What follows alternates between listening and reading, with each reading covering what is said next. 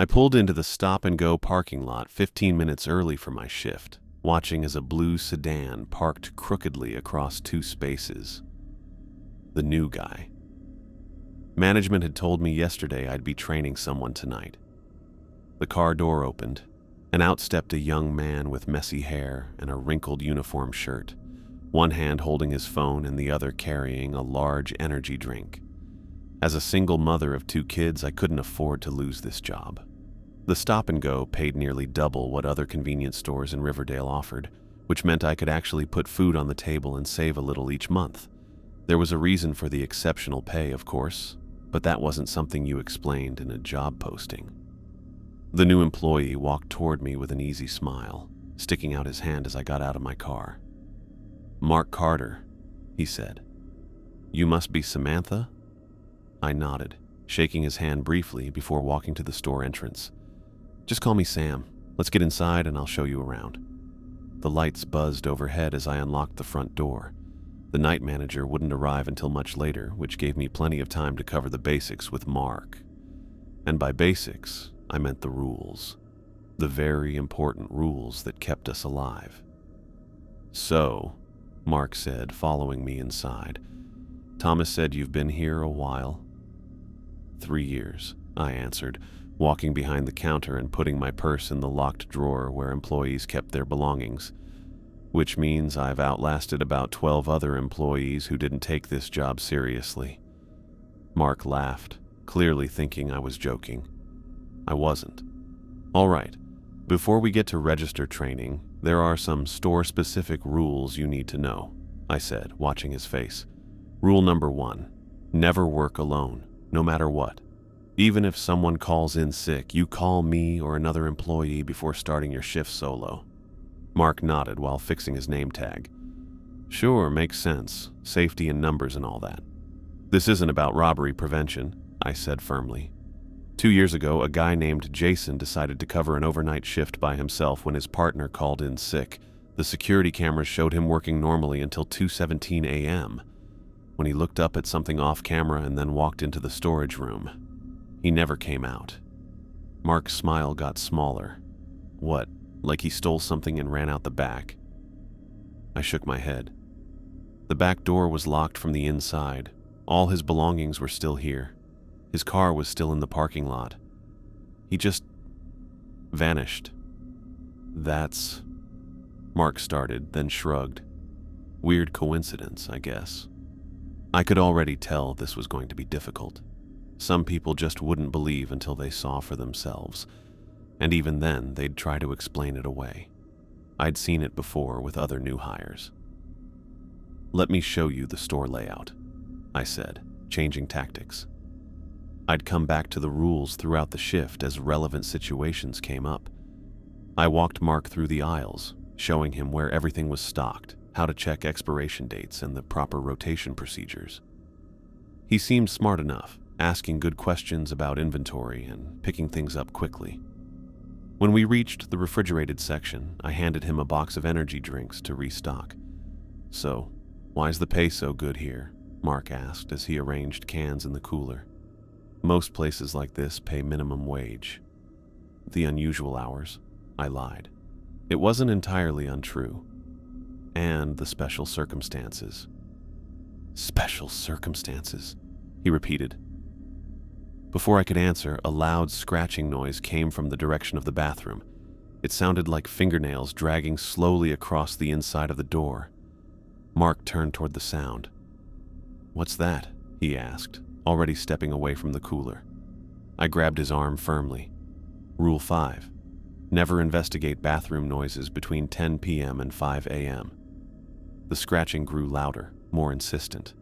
Mark pulled away from my grasp. "Someone might need help," he said, moving toward the bathroom. I stepped in front of him, blocking his path with my body.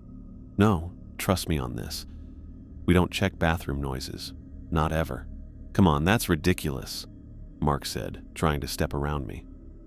"What if a customer fell or something?" "The bathroom is empty. I checked it before we closed the cooler section, which is standard procedure. There is no one in there." I stood my ground, arms crossed. The scratching stopped suddenly, replaced by a soft crying sound that might have been a child. Mark's eyes got wide. "Do you hear that? That sounds like a kid." He tried to push past me. I planted my feet firmly and put both hands on his chest to stop him. "It's not a kid. It's never a kid. That's how it tricks you." For the first time, I saw uncertainty in Mark's face. The crying continued for another 30 seconds, then stopped as suddenly as it had begun.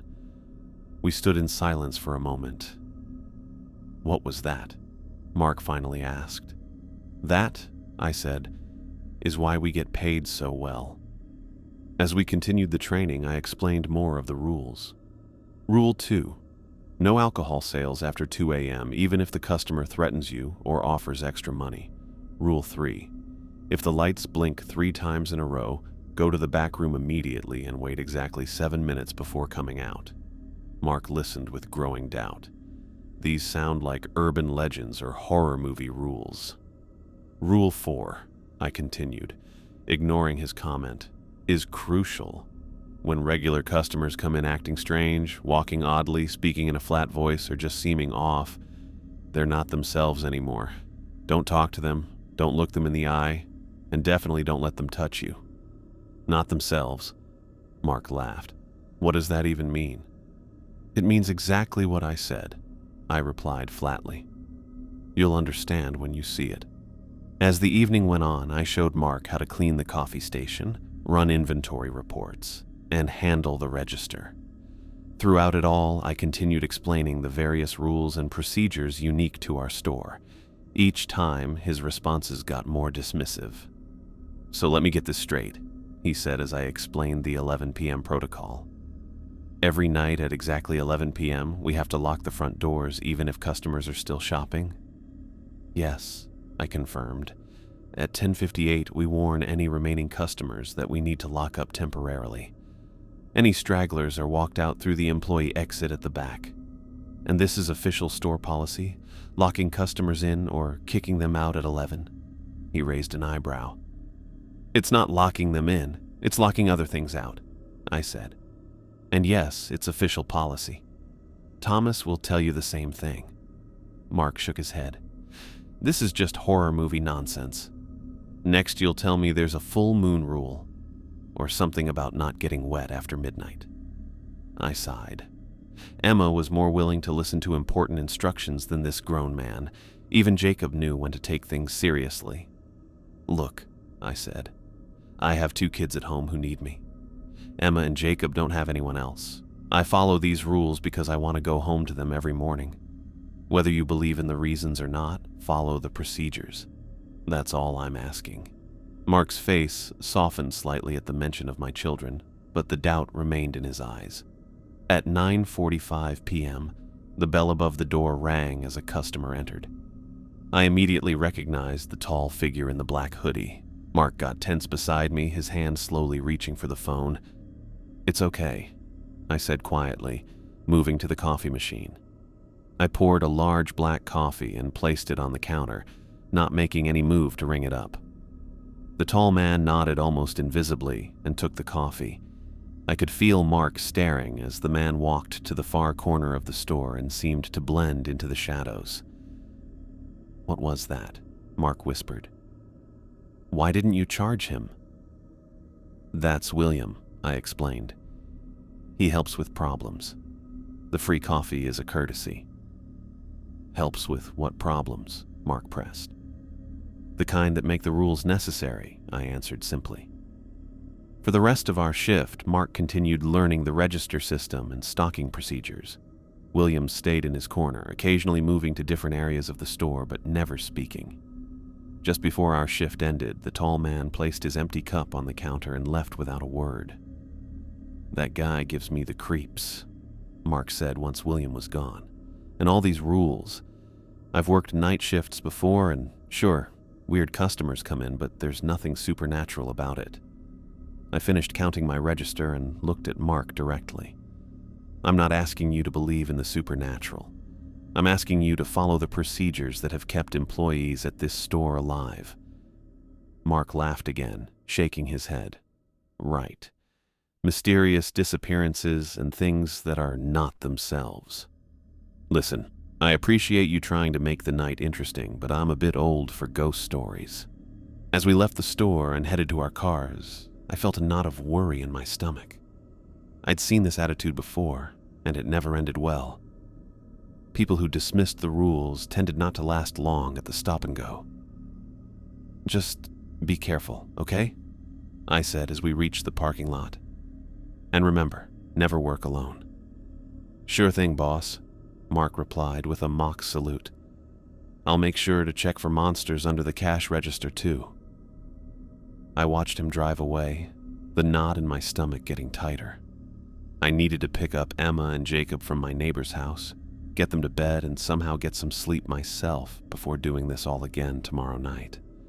As I started my car, I couldn't shake the feeling that Mark's training had been inadequate.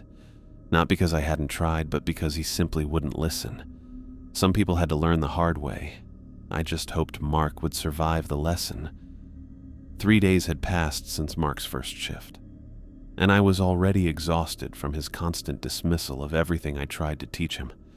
Tonight was no different as I watched him carelessly tossing energy drinks onto the shelf instead of arranging them properly. You're going to break one of those if you keep throwing them, I said, moving to fix his sloppy work. Mark shrugged. They're cans. They'll be fine. I bit back a sharper response. My kid's babysitter had called in sick today, forcing me to drop Emma and Jacob at my mother's house across town. The extra driving had left me with barely 4 hours of sleep, and my patience was wearing thin. Let's go over Rule 2 again, I said, moving toward the liquor section. No alcohol sales after 2 a.m., even if they offer me $1 million or threaten to kill me, Mark interrupted, mimicking my serious tone before switching back to his casual one. Yeah, I got it the first 3 times. I stopped walking and turned to face him directly. This isn't a joke, Mark. 2 months ago, a guy offered one of our cashiers $500 for a bottle of whiskey at 2:30 a.m. She took the money. No. She sold him the bottle. He left, and 10 minutes later he walked back in. Except it wasn't him anymore. I kept my voice steady. Whatever came back wearing his face broke both her arms before William intervened. Mark rolled his eyes. More superstitious garbage. There's probably some logical explanation, like the guy was on drugs or something. The security footage showed him walking through the closed door, Mark. Not opening it, walking through it. Security footage gets glitchy all the time, he said dismissively. I'm not buying into this horror movie stuff just because this place has some weird vibes. The front door chimed, and I looked up to see Karen Mitchell entering the store. She came in every day at the same time to buy her lottery tickets. Except something was wrong tonight. Very wrong. Karen's body moved in jerky, uneven steps, but the truly disturbing part was her neck, bent at an angle that no human spine could possibly achieve without breaking. Her head tilted almost completely sideways, nearly touching her shoulder, yet she continued walking forward. I grabbed Mark's arm hard enough to make him wince. What the... he started to say. Remember Rule 4, I whispered urgently. When regulars act strange, they're not themselves anymore. Mark stared at Karen, his usual smirk faltering as the elderly woman moved deeper into the store.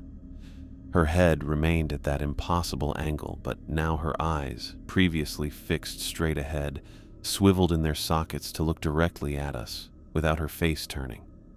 That's just Karen, Mark whispered back, but I could hear the uncertainty in his voice. Maybe she has a medical condition or something. That's not Karen anymore, I said firmly, pulling him toward the back room. We need to go. Now. For once, Mark didn't argue. We retreated to the employee area, and I closed the door behind us, leaving it open just a crack so I could monitor the situation. What are we doing? Mark asked, his voice lower than usual. We can't just hide back here. We wait until she leaves, I explained. Whatever's wearing Karen right now will get bored and go away if we don't engage. Through the crack in the door, I watched as not Karen moved through the aisles with that weird, jerky walk. She picked up items, looked at them while tilting her head, and put them back in the wrong places. It felt like forever, but was probably only 5 minutes before she walked to the door and left without buying anything. I waited another full minute before opening the door. "All clear," I said, stepping back into the store. Mark followed, looking around cautiously. That was weird, but she could have some kind of neck problem. My aunt had this thing where, "Mark," I cut him off. "Normal people with neck problems can't turn their heads 90 degrees to the side while keeping their bodies facing forward." What we just saw wasn't human anymore. He didn't have a quick comeback this time, and I counted that as progress. The rest of our shift continued without incident until 10:55 p.m. when Joseph Rodriguez walked in. Joseph was a regular who often stopped by after his late shift at the factory across town. "Evening, Sam," he greeted me with a tired smile. "Hi, Joseph. Just so you know, we'll be locking the doors in a few minutes," I warned him. He nodded absently, already heading toward the snack aisle. Mark looked at me with confusion. "Why are we locking the doors? We're open 24/7. "Rule 6, I reminded him. "At exactly 11 p.m., we lock the front doors, no exceptions." I moved to the entrance, keys in hand, watching the clock on my phone. Joseph was still browsing the chip selection, seemingly unconcerned about the time. "This is ridiculous," Mark said. "We can't just lock a customer inside." "We have exactly 2 minutes," I replied, not taking my eyes off the time. "At 10:58, we warn any remaining customers. At 11:00 sharp, those doors get locked whether people are inside or not." I walked over to Joseph. "Sir, I need to lock the front doors in 2 minutes. If you're not finished shopping by then, I'll have to let you out through our employee exit in the back." Joseph nodded, grabbing a bag of chips and a soda. "No problem. I'll be quick." At 10:59, Joseph was still at the register with Mark ringing him up. I stood by the doors, keys ready. "Mark, hurry it up," I called over my shoulder. "He's paying, Sam. Give us a second," Mark replied with annoyance. The clock on my phone changed to 11 p.m., and I immediately locked both deadbolts on the front doors. Through the glass, I could see the parking lot was empty except for our cars, but the darkness beyond the lot's edge seemed deeper than usual. "Come on," I said to Joseph once he had his items. "I'll show you out the back way." Mark watched with obvious disapproval as I led Joseph through the employee area to our special exit, a door with additional locks and symbols etched into the frame that most people never noticed. "Thank you," Joseph said as he stepped outside. I quickly closed and locked the door behind him. When I returned to the front, Mark was staring at me with his arms crossed. "You know how insane that looked, right? Locking the doors at exactly 11 and making the poor guy leave through the back like we're running some kind of secret operation." "We are running a secret operation," I said simply, "and the doors stay locked until 5 a.m. Mark shook his head. "What happens at 11 p.m. that's so dangerous? In 3 days, I haven't seen anything except an old lady with a stiff neck." "You don't want to see what happens when the doors aren't locked at 11, I said. "Trust me on that." The rest of the night was quiet. Mark cleaned the coffee station while I restocked the cigarettes behind the counter. Around 1 a.m., Mark moved to the supply closet with cleaning supplies. I was checking inventory on my tablet when I heard Mark's voice from across the store. "Hey, Sam, do you hear that?" I looked up to see him standing near the supply closet, his head tilted toward the door. I walked over quickly, already knowing what he was hearing before I got there. Faint crying, like a child in distress, was coming from inside the closet. "It sounds like a kid," Mark said, reaching for the door handle. "Maybe they got locked in somehow."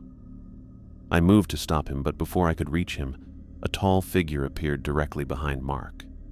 William had materialized silently, seemingly from nowhere. "Don't," William said quietly. Mark jumped back with a startled yelp, nearly colliding with me. His eyes were wide as he stared at William, who stood perfectly still between Mark and the closet door.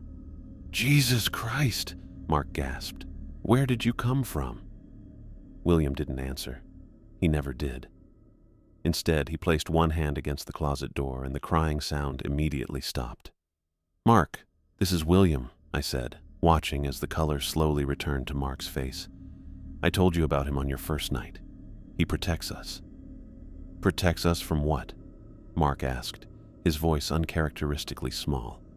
William turned his hooded head slightly toward Mark. His face was hidden. "From what exists beyond the rules," he said in a deep, quiet voice. It was the most I'd ever heard William speak at once. He took his hand off the door and walked away to his usual corner. Mark watched him go, then looked at me. For the first time since I'd met him, he didn't look smug at all. "What the hell is going on in this place, Sam?" he asked. "I've been trying to tell you," I said. "The rules aren't superstition, they're survival." Mark looked back at the supply closet, which was now completely silent. And if I had opened that door, I didn't answer immediately, remembering the night shift worker 2 years ago who had done exactly that. We never found enough of him to hold a funeral. "Let's just say you wouldn't be finishing your shift," I finally replied, "and I'd be training someone new tomorrow." Mark was quieter for the rest of the night. He still didn't fully believe. I could tell he was still doubtful as time went on. But at least now he was thinking about it. Sometimes just getting someone to question their disbelief is all you need. As our shift ended and the morning crew arrived, I grabbed my stuff and headed for the door with Mark walking behind me. "Sam," he said as we reached our cars, "that thing with William tonight, I can't explain that." "You don't need to explain it," I replied. "You just need to respect it." But the crying in the closet was not a child, I finished for him. "It's never a child." Mark nodded slowly. "I'll see you tomorrow night then." I watched him drive away, hoping that tonight's events had finally gotten through to him. The rules kept us alive, but only if we followed them. And I had the feeling Mark was still deciding whether to believe. A week had passed since the thing with William in the supply closet. I'd hoped that experience might have knocked some sense into Mark, but if anything, his attitude about the store rules had only gotten worse. He'd briefly seemed worried, but now was even more stubborn than before, which worried me more than when he just didn't know. Tuesday night we were working together again at the Stop and Go. I was putting new candy on the shelves while Mark worked the register, looking at both his phone and a sports magazine he'd brought from home. The clock on the wall showed 10:55 p.m. "Mark," I called out. "It's almost 11. Time to lock up." He barely glanced up from his phone. "Yeah, in a minute." I left the candy boxes and walked to the front. "Not in a minute. Now.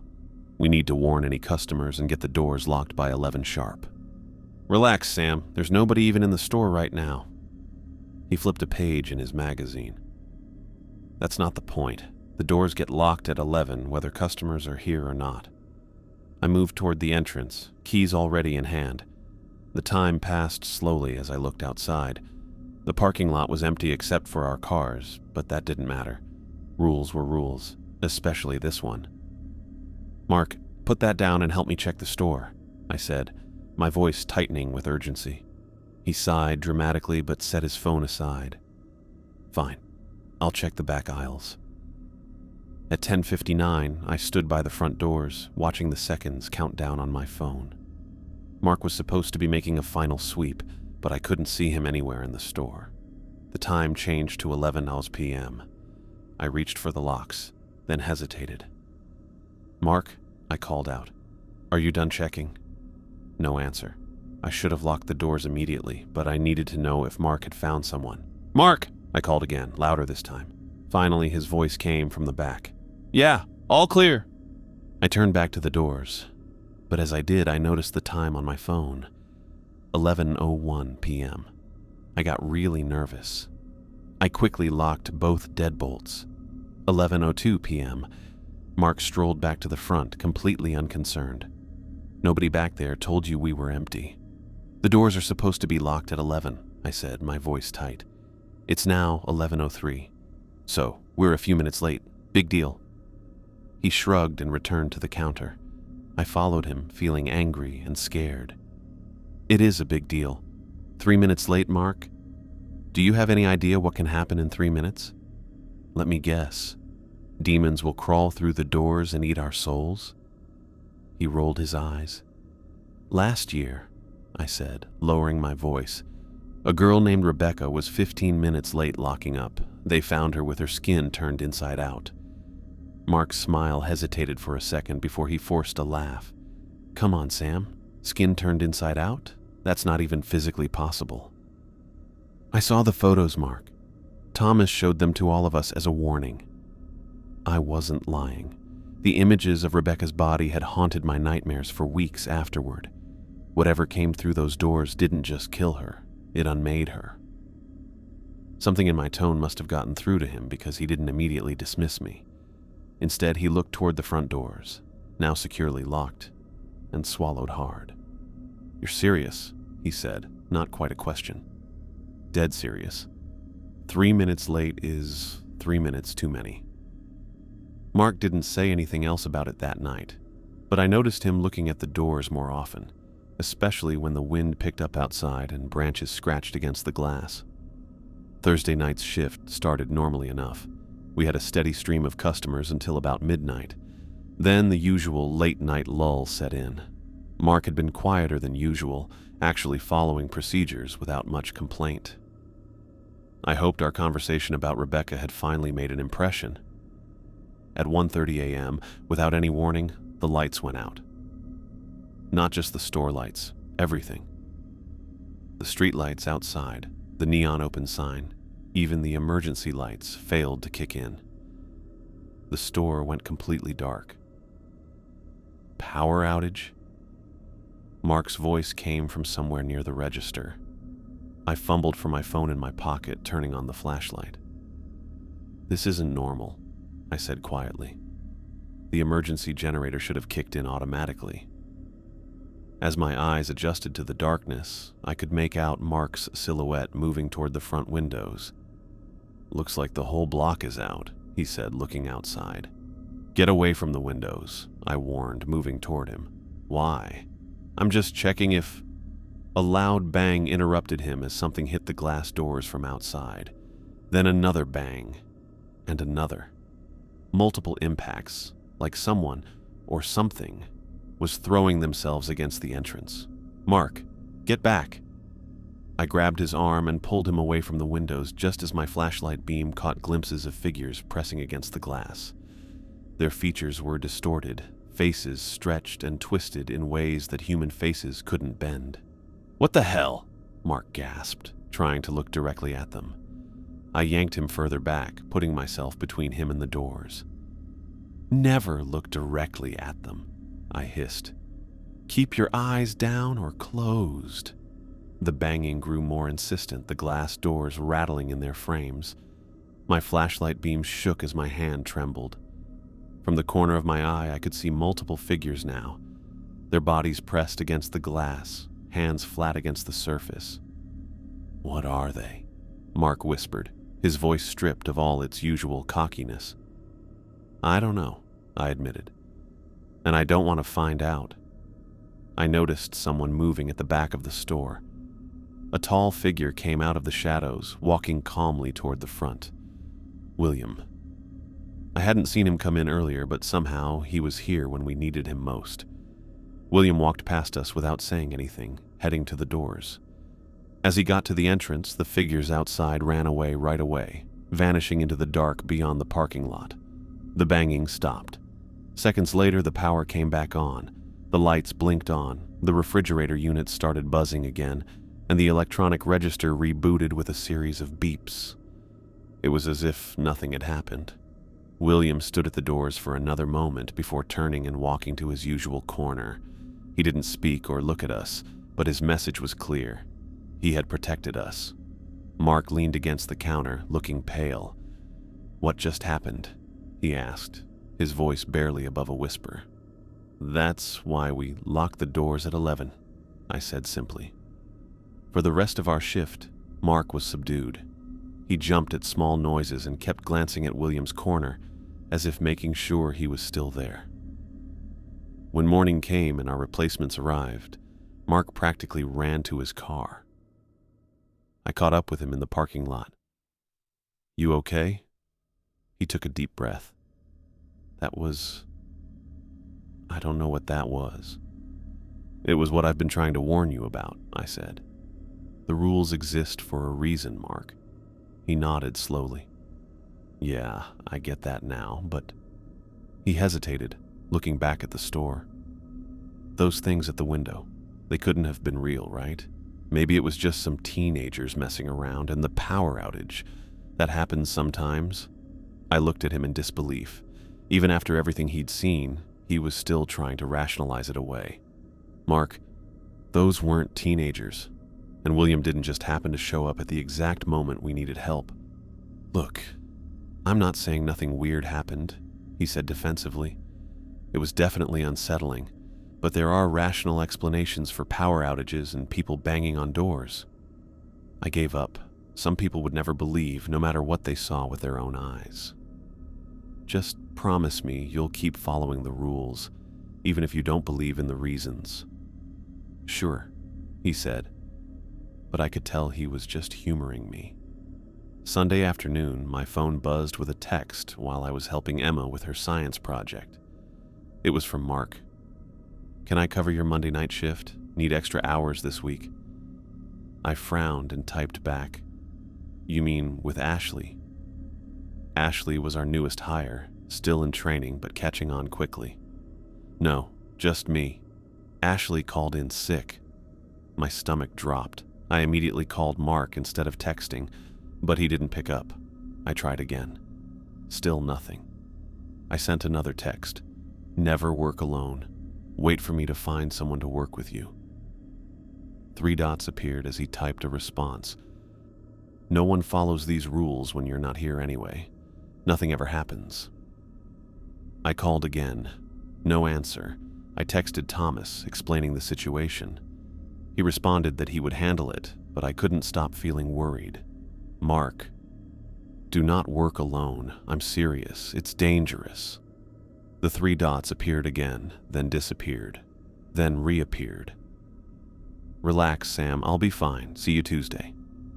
I stared at my phone, a sense of dread washing over me. Emma looked up from her solar system model, noticing my expression.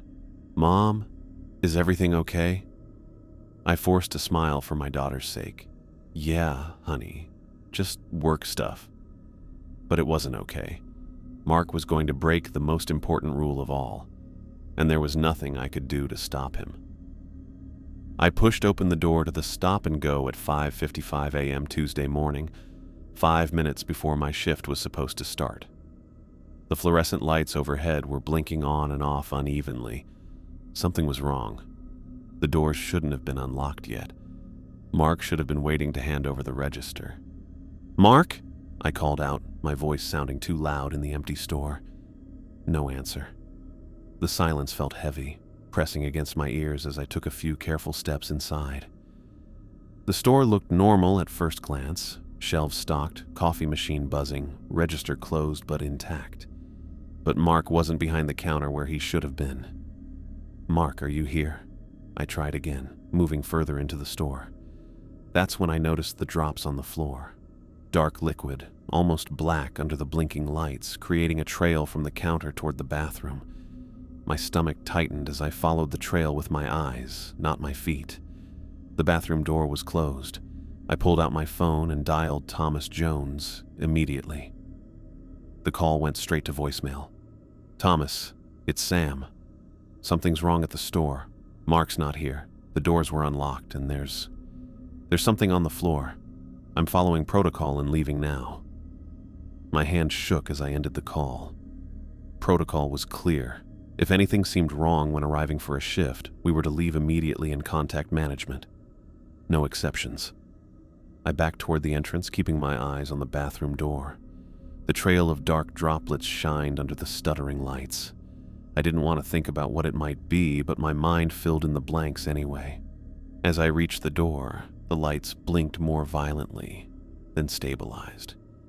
When the light steadied, I saw that the dark drops weren't black at all. They were deep, unmistakable red. I turned and ran to my car. fumbling with my keys before managing to unlock it. Once inside, I locked the doors and started the engine with trembling hands. As I pulled out of the parking lot, I glanced in my rearview mirror. The store lights kept turning on and off, and for a split second, I thought I saw a tall person standing in the doorway. But when I looked directly, there was nothing there. The drive home took 15 minutes, but it felt like hours. My mind raced through possibilities, each worse than the last. Mark had broken the cardinal rule: never work alone. Whatever happened to him was the consequence of that choice. Emma and Jacob were eating breakfast when I walked in. Mrs. Patel from next door had stayed overnight to watch them, as she often did during my shifts. "Mom!" Jacob jumped up from his cereal, milk dripping down his chin. "You're home early." Emma immediately sensed something was wrong. Did something happen at work? Mrs. Patel looked up from pouring orange juice, her eyebrows raised in question. "There was a problem at the store," I said carefully, setting my purse down. "I had to come home early." "What kind of problem?" Emma asked, watching me closely. I forced a smile. "Just some maintenance issues. Nothing for you to worry about." Mrs. Patel gathered her things, and I walked her to the door, thanking her for staying with the kids. "Is everything all right, Samantha?" she asked quietly. "You look pale." "I'm fine," I lied. "Just tired. Thank you again for watching them." After she left, I made myself a cup of coffee with shaking hands and sat at the kitchen table, trying to appear normal for my children's sake. Jacob chattered about a dream he'd had while Emma continued to study my face with concern. "Mom, you're acting weird," she finally said. "Did something scary happen?" I looked at my daughter, wondering how much to tell her. Emma had always been intuitive, picking up on things most kids her age missed. "I'm just worried about a coworker," I admitted. "He might be in trouble." "The one who doesn't believe in the rules?" Emma asked. I blinked in surprise. I hadn't realized I'd mentioned Mark's attitude to my children. "Yes, that one." Emma nodded solemnly. "You always say rules keep us safe." "They do," I agreed, reaching across the table to squeeze her hand. "That's why it's so important to follow them." The morning crawled by. I called Thomas 3 more times, but still got his voicemail. I helped the kids with their homework, made lunch, and tried to act like everything was normal while checking my phone every few minutes. By early afternoon, Jacob was absorbed in a video game while Emma read a book on the couch beside me. At 3:42 p.m., my phone rang. I didn't recognize the number, but I answered immediately. "Hello? Is this Samantha Wilson?" a male voice asked. "Yes, this is she." "Ms. Wilson, this is Detective Ryan Bennett with the Riverdale Police Department. I understand you work at the Stop and Go convenience store on Maple Street." My throat tightened. "Yes." "I need to ask you some questions about your coworker, Mark Carter. Would it be possible for you to come down to the station this afternoon?" I glanced at Emma, who had looked up from her book. "I have my children with me. Could you tell me what this is about first?" There was a pause on the line. "Ms. Wilson, I'm afraid Mr. Carter's body was found behind the store this morning. Given that you were scheduled to relieve him, we'd like to speak with you." I felt dizzy. I held onto the edge of the couch to steady myself. "His body?" I repeated, my voice barely audible. "Yes, I'm sorry to inform you this way. Would 5 p.m. work for you to come in? We can arrange for someone to watch your children if needed." "No, I have a neighbor who can watch them. I'll be there." After hanging up, I sat motionless, the phone still clutched in my hand. Emma put her book down and moved closer to me. "Mom, what happened?" I looked at my daughter, trying to find words that wouldn't frighten her. "The coworker I was worried about. Something bad happened to him." "Is he dead?" she asked directly. I nodded slowly. "Yes, honey, he is." Emma was quiet for a moment. "Because he didn't follow the rules?" "I think so," I whispered. Mrs. Patel agreed to watch the kids again while I went to the police station. Before leaving, I hugged Emma and Jacob tightly, promising to be back soon. Emma hugged me extra hard, as if she understood the danger I faced every night at work. The police station was busy when I arrived. An officer directed me to a small interview room where Detective Bennett waited with a notepad. "Ms. Wilson, thank you for coming in," he said, gesturing to the chair across from him. "I understand you discovered the store in an unusual condition this morning." I sat down, folding my hands in my lap to keep them from shaking. "Yes. The doors were unlocked when I got there, and Mark wasn't there. There were drops on the floor. Red drops. And you called your manager and left immediately?" "Yes, that's our protocol if anything seems wrong." Detective Bennett nodded, making a note. "Can you tell me about your last interaction with Mark Carter?"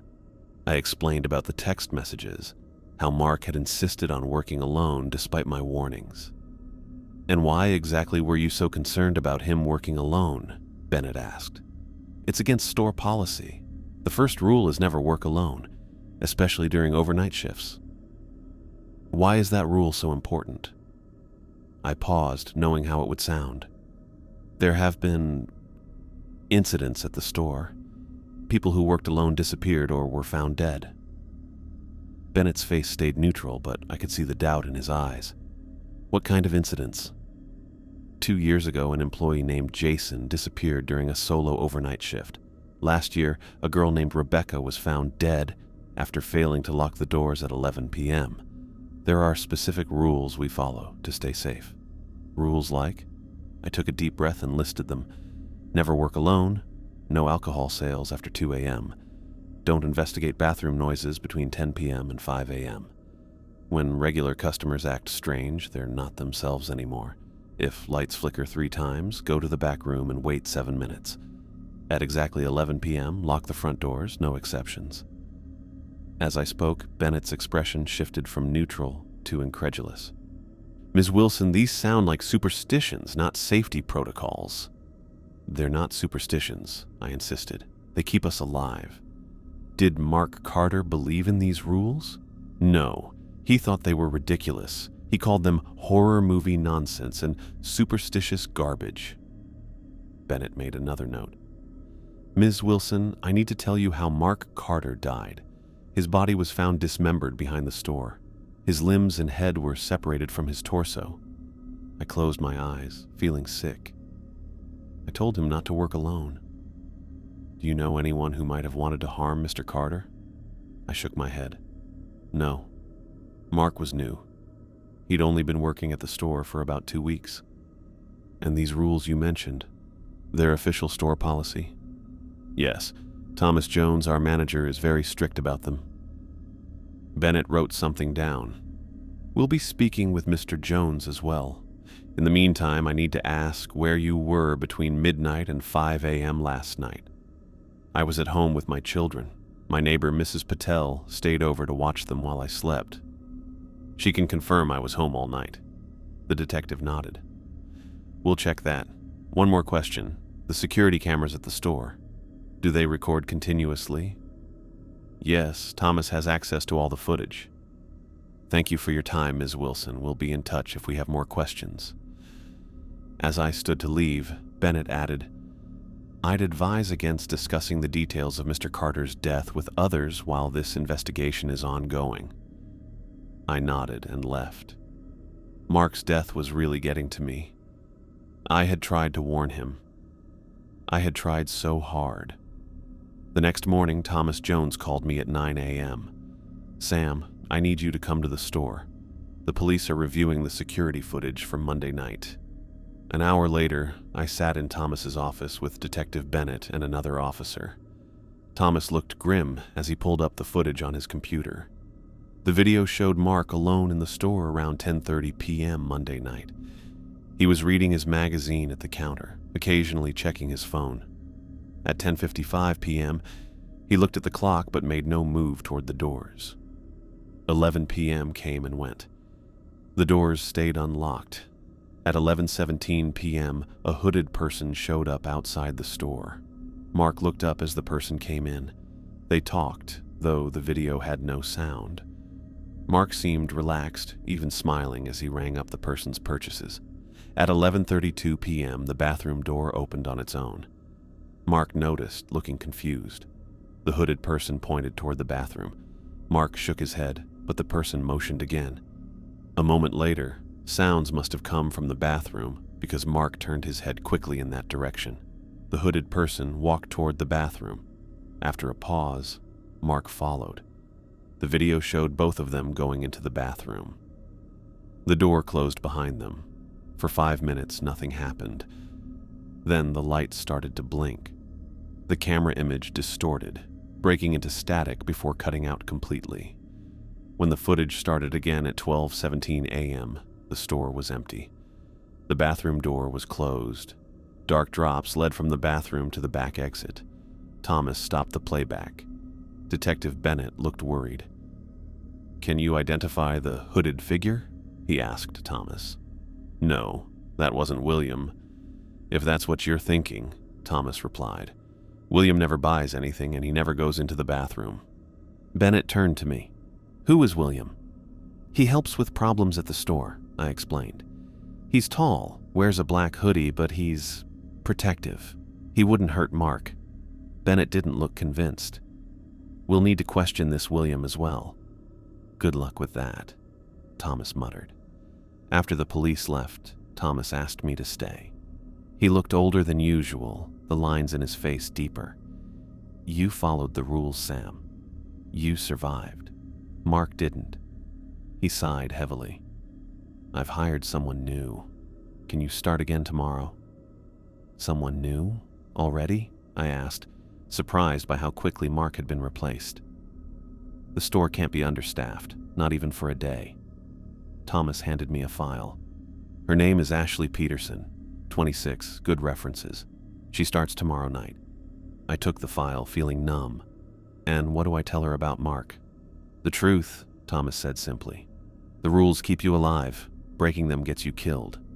I nodded slowly, thinking of Emma and Jacob waiting at home. I needed this job.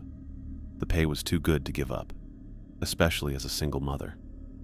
But more than that, I understood now that what we did at the stop and go was important. The rules weren't just for our safety. They were for everyone's. "I'll be here," I said, "and I'll make sure Ashley understands the rules better than Mark did." Thomas nodded, looking relieved. "Good. I knew I could count on you, Sam." As I drove home, I couldn't stop thinking about Mark's final moments. Had he realized his mistake when it was too late? Had he finally believed in the rules as whatever came through the bathroom door tore him apart? I would never know. All I could do was make sure the next employee understood what was at stake and hope they believed me before it was too late. 2 weeks had passed since I'd found those red drops on the floor of the stop and go. 2 weeks since Detective Bennett had shown me the security footage of Mark following that hooded stranger into the bathroom. 2 weeks since they'd found what was left of him behind the store. I still had nightmares about it. Not about Mark's dismembered body. I hadn't seen that, thank God. But about what might have happened in those missing minutes of footage. What had come through that bathroom door? What had Mark seen in his final moments? Tonight was my third shift training Ashley Peterson. Mark's job had been filled. She stood beside me at the register, carefully counting back change to a customer who just bought cigarettes and a lottery ticket. Her movements were precise, methodical, nothing like Mark's casual disregard. "Have a good night," Ashley said to the customer, who nodded and left. The door chimed as it closed behind him. I looked at the clock, 9:47 p.m. We still had plenty of time before the 11 p.m. lockdown. "You're doing great," I told her. "Much better than—" I stopped myself. "Then Mark." Ashley finished for me. She tucked a strand of dark hair behind her ear. "It's okay. Thomas told me what happened to him." I nodded, relieved I didn't have to dance around the subject. "Did he tell you everything?" "He said Mark broke the rules, that he worked alone, and—" She hesitated, "and something got him." "That's the short version," I said. The important part is that the rules keep us alive. All of them. Unlike Mark, Ashley had taken the rules seriously from day one. When I'd explained about never working alone, she'd nodded solemnly. When I told her about the 11 p.m. lockdown, she'd asked practical questions about how to do it rather than questioning why. When I'd mentioned the bathroom noises, she'd simply asked what to do if she heard them. It was refreshing. It was also a relief. "Let's finish restocking the cooler," I suggested. "Then I'll show you how to run the nightly inventory report."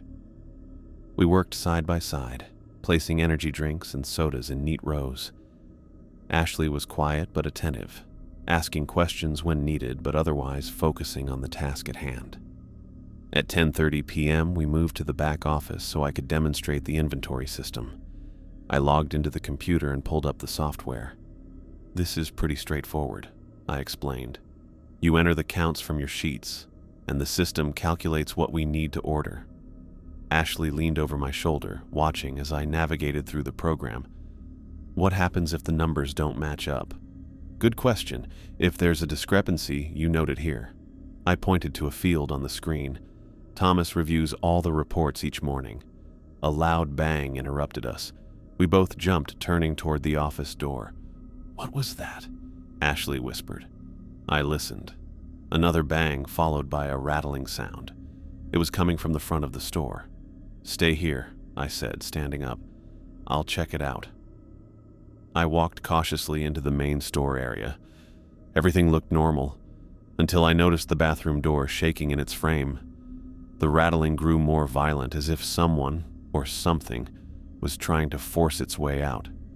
I told Ashley to stay put, but she followed me anyway. She stood frozen a few feet behind me, eyes wide with fear. "Is someone in there?" she asked, her voice barely audible. I shook my head. "No. The bathroom was empty when we checked earlier." I looked at the clock, 10:42 p.m. "Remember Rule 5? Never investigate bathroom noises between 10 p.m. and 5 a.m. The door rattled harder, the hinges creaking under pressure. A low guttural sound came from inside, not quite human, not quite animal. Ashley took a step back. "Shouldn't we do something?" "Yes," I said, turning away from the bathroom. "We keep working." I walked calmly to the register and began organizing the receipt rolls, acting as if nothing unusual was happening. After a moment's hesitation, Ashley joined me, though her hands trembled as she arranged the candy display near the counter. The rattling continued, growing more insistent. The bathroom door bulged slightly, as if something massive was pressing against it. "How can you be so calm?" Ashley whispered. "Practice," I admitted. "And knowing that as long as we follow the rules, we'll be okay." The front door chimed, and we both looked up. William walked in wearing a black hoodie. He moved silently toward the coffee station, as he always did. I left the register and prepared his usual cup. Black, no sugar. As I handed it to him, I lowered my voice. "We could use some help," I said, nodding toward the bathroom. "If you don't mind." William took the coffee, his fingers brushing mine. They felt oddly cool. He nodded once, then turned toward the bathroom. Ashley watched with wide eyes as William walked directly to the rattling door. He placed his free hand flat against the wood, and immediately the rattling stopped. The silence was sudden and complete. William opened the bathroom door and stepped inside, closing it behind him. For a long moment, nothing happened. Then the door opened again, and William came out. He placed the cup on the counter as he passed, nodding to me before leaving the store. Ashley stared at the bathroom door, which now hung perfectly still on its hinges. "What did he do?" "I don't know exactly," I said honestly. "But William helps with problems. That's what he does." She looked at me, her expression a mixture of fear and awe. "Is he human?" I hesitated. "I don't think so. Not entirely." Ashley nodded slowly, staying pretty calm about it. "And the thing in the bathroom?" "Also not human," I said. "And that's all you need to know." We finished our tasks in silence. At 10:55 p.m., I reminded Ashley about the lockdown procedure. She helped me check the store for customers, then stood by as I secured both deadbolts at exactly 11 p.m. "Perfect timing," she said, checking her watch. "Always," I replied. 3 minutes late is 3 minutes too many." The rest of the night passed without incident. We cleaned, restocked, and ran reports. Ashley asked intelligent questions and followed instructions carefully. By 2 a.m., I was confident she would survive working at the stop and go. Then the front door opened. I looked up, surprised. The doors were locked. No one should have been able to enter. Thomas Jones stood in the entrance with keys. He rarely visited during overnight shifts, preferring to handle store business during daylight hours. "Evening, Sam," he said, nodding to me. "Ashley." He looked tired, the lines around his eyes deeper than usual. "Is everything okay?" I asked. "I need to speak with you privately," he said. "Ashley, can you watch the front for a few minutes?" Ashley nodded. "Of course, Mr. Jones." Thomas led me to the back office, closing the door behind us. He sat in the chair behind the desk, gesturing for me to take the other seat. "You've done well with Ashley," he said. "She's catching on quickly." "She listens," I replied. "Unlike Mark." Thomas nodded grimly. Mark's death was unfortunate but not unexpected. Some people refuse to believe until it's too late. He opened a drawer and pulled out a thick folder. "Sam, you've been with us for 3 years now. You followed the rules, trained new employees, and survived. That's more than most can say." "I have kids to go home to," I said simply. "The rules keep me alive for them." "Yes, they do." Thomas leaned forward, his expression serious. "But it's time you understood why the rules exist in the first place." He opened the folder, revealing photographs, diagrams, and what looked like ancient symbols. "The Stop and Go isn't just a convenience store," he said. "It stands on a weak point between dimensions, a thin spot in the fabric of reality." I stared at him, processing his words. Part of me had always suspected something like this, but hearing it stated so plainly was still shocking. "The rules don't just keep you safe. They keep everything on the other side from getting through," Thomas continued. "The 11 p.m. lockdown? That's when the barrier is weakest. The bathroom noises, something trying to create an opening. The customers who aren't themselves anymore. They've been influenced by what lies beyond." I thought about Karen Mitchell with her impossibly bent neck, about the figures that had pressed against the glass doors the night the power went out. "And William?" I asked. Thomas's expression got a bit softer. "William is not human, as you've probably guessed. He's a guardian who decided to help us. There are others like him, but most don't care about our world. William is different." "He protects us," I said. "He protects the boundary," Thomas corrected. "We just happen to be on this side of it." I took a deep breath, trying to absorb everything. "Why are you telling me this now?" "Because things are getting worse," Thomas said, his voice low. "The incidents are becoming more frequent. The entities on the other side are growing more aggressive. We need employees who understand what they're really guarding." "Does Ashley know?" Thomas shook his head. "Not yet. I wanted to tell you first. You've earned the right to know." He closed the folder and handed it to me. "Take this home.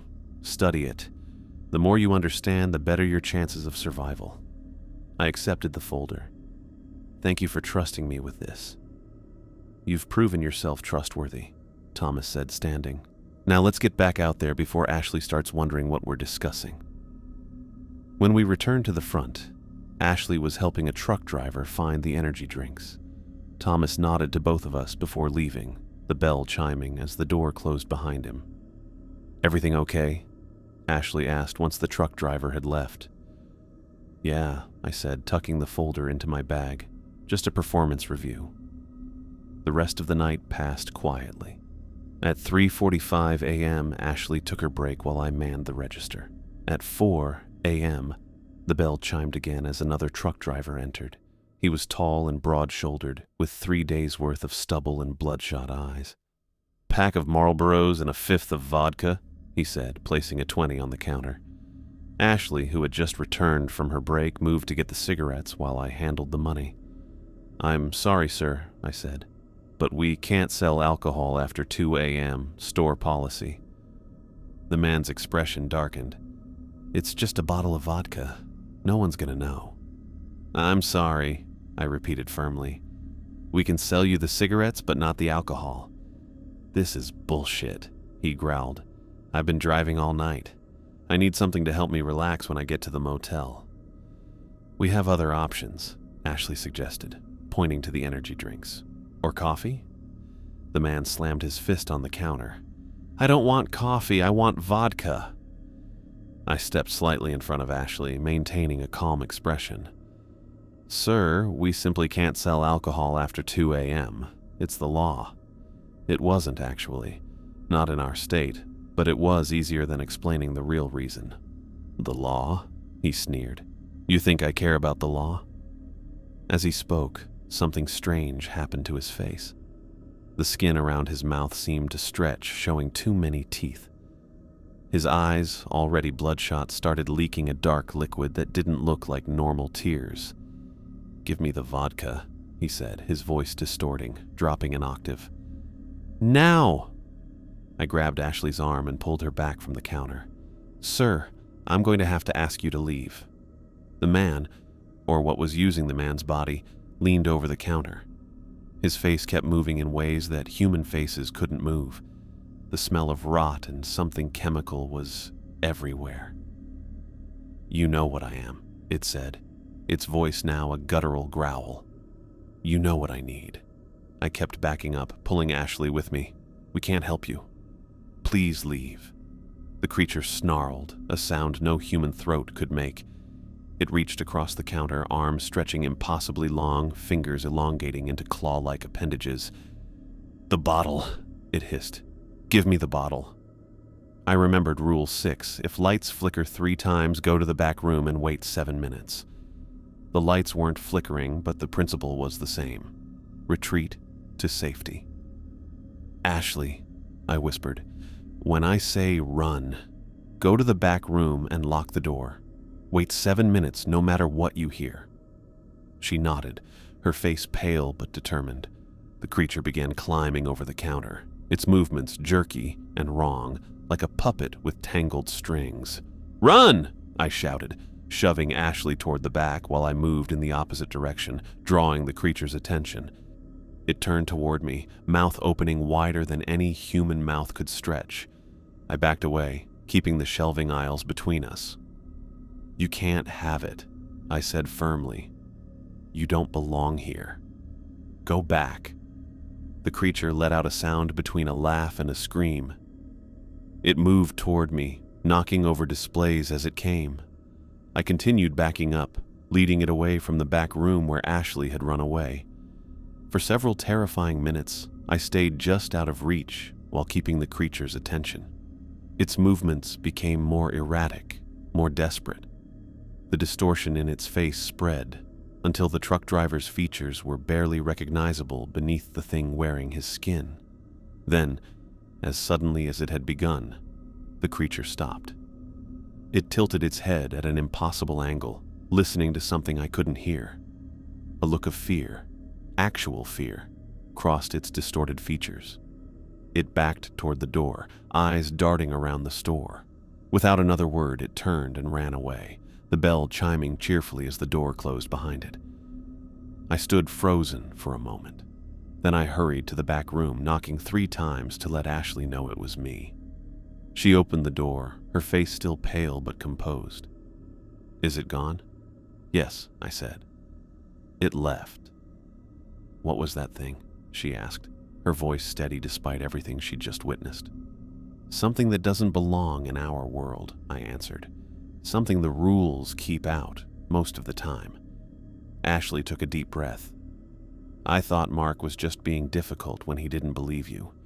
I didn't understand how anyone could dismiss what you were saying." She shook her head.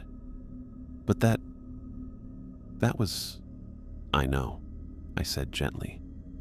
It's a lot to take in. She looked me directly in the eyes. I believe everything now, she whispered. Every single rule, every warning, all of it. I nodded, feeling better.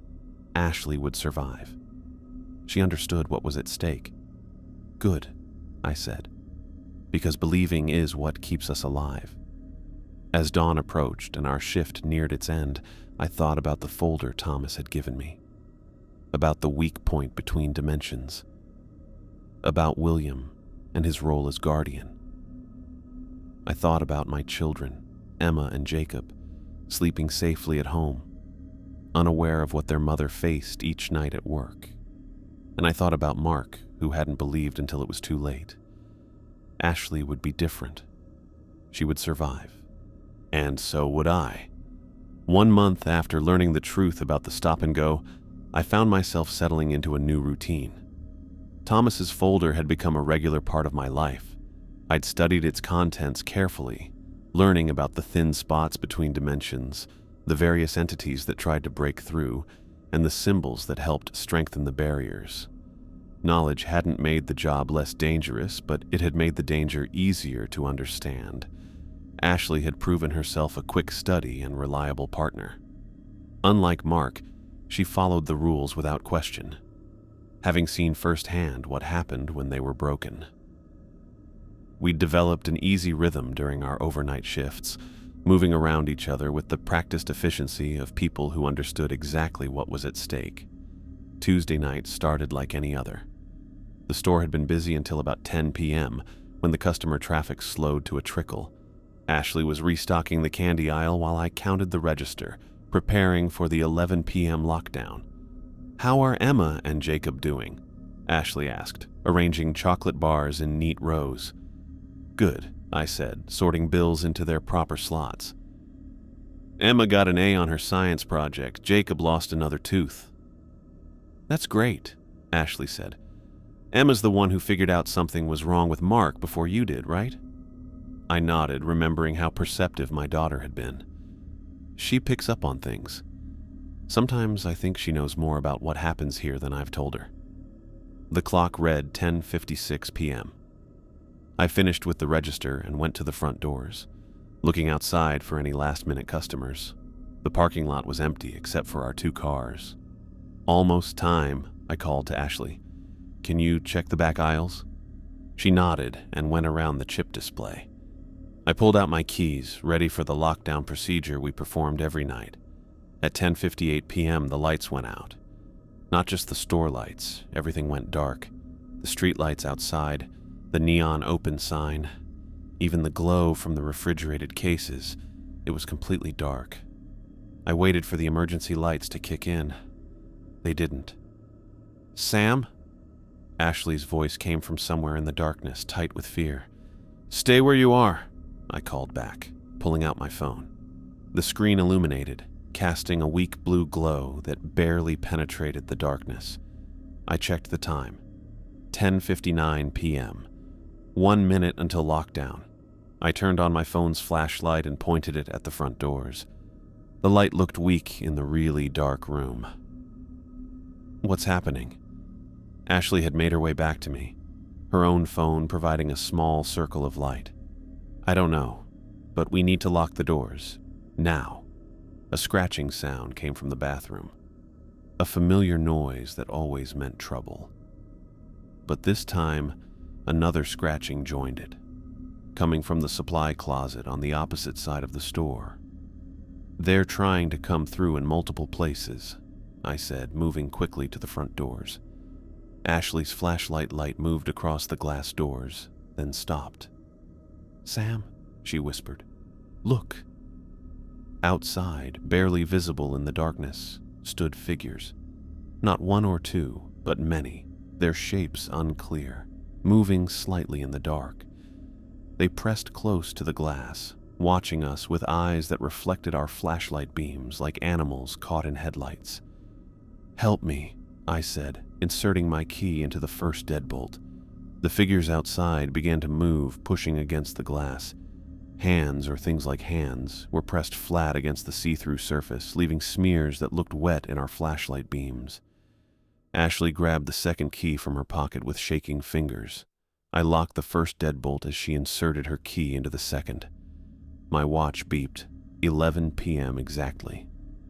Ashley turned her key. The second deadbolt locked with a solid click. The figures outside went still for a moment. Then they all started pounding on the glass at once. The doors shook from the banging. A wailing noise came from outside, not quite human, not quite animal, a sound that made my teeth ache and my skin crawl. "What do we do?" Ashley asked, backing away from the doors. A tall figure appeared beside us, seemingly materializing from the darkness itself. I nearly screamed before recognizing the familiar black hoodie. "William," I breathed, relief washing over me. He nodded once, then pointed toward the back of the store. "Go," he said quietly. "Now." We didn't argue. Ashley and I hurried toward the back room, using our phone flashlights to see. The scratching from the bathroom and supply closet had gotten louder. The doors were bulging a bit in their frames, like something big was pushing against them. William followed behind us, moving quickly and quietly. As we reached the back room, he placed a hand on each door we passed, which somehow made whatever was behind them quiet down for a moment. I pushed open the back room door, expecting darkness. Instead, a warm glow greeted us. Thomas Jones stood inside with several lanterns around him. He looked serious and didn't seem surprised to see us. "Right on time," he said, gesturing for us to enter. William followed us in, closing the door firmly behind him. "What's happening?" I asked, trying to keep my voice steady for Ashley's sake. "This is your final test," Thomas said simply. "They're attempting a breach through multiple access points." A tremendous crash came from the store, followed by the sound of breaking glass. Ashley jumped, her eyes wide with fear. "The doors," she began. "William reinforced them before coming to find you," Thomas said. "They'll hold, for now." He went to a metal cabinet I'd never noticed before, opening it with a key from his pocket. Inside were more lanterns, water bottles, and what looked like weapons, but not any kind I knew. Thomas took out 2 of the weird devices and gave one to each of us. "What is this?" Ashley asked, turning the object in her hands.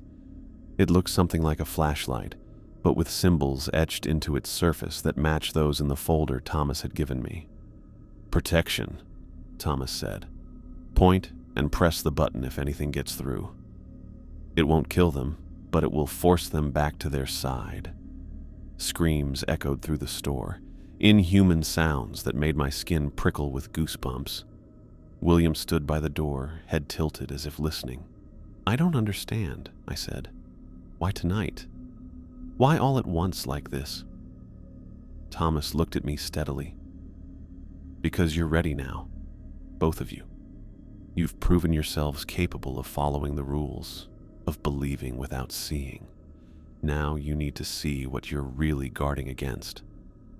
He sat on a folding chair, waving for us to do the same. "You've wondered why this job pays so well," he continued, "why a simple convenience store clerk makes nearly double the going rate. Now you know. You're not clerks, you're guards, protectors, the last line of defense between our world and what lies beyond." Another crash, closer this time. William tensed, his tall form suddenly alert. "They're testing the bathroom door," he said, his voice barely audible. Thomas nodded. "They'll try the supply closet next, then the ceiling tiles. They're getting more creative." "How long will this last?" Ashley asked, clutching her device tightly. "Until dawn," Thomas replied. "The barrier strengthens with sunlight." I thought about Emma and Jacob sleeping safely at home, about Mrs. Patel next door, watching over them, about all the normal people in Riverdale who had no idea what happened at the stop-and-go every night. "If we fail," I said slowly, "if they break through."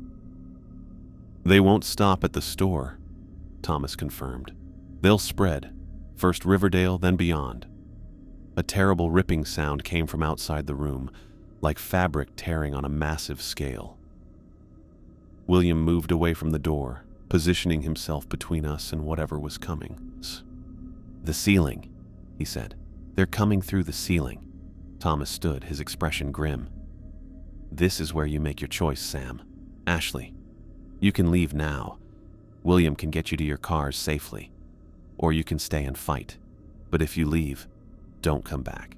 We'll find someone else." I looked at the device in my hand, then at Ashley. Her face was pale but determined. "I'm staying," she said firmly. I thought about my children again, about the world they lived in, the future they deserved. If these things broke through, what kind of world would Emma and Jacob inherit? "I'm staying too," I said. Thomas nodded, something like pride showing in his eyes. "Good. Remember your training. Remember the rules. They exist for a reason." The ceiling in the main store area gave way with a tremendous crash.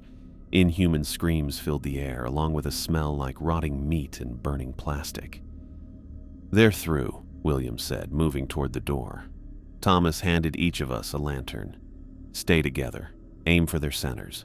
And whatever you do, don't look directly into their eyes." William opened the door, showing the chaos beyond. The store I knew had turned into a battlefield. Shadowy figures moved through the darkness. Their shapes changed and moved as if they couldn't decide what to be. The ceiling was broken open, showing not the night sky, but something else, a weird darkness that hurt my eyes.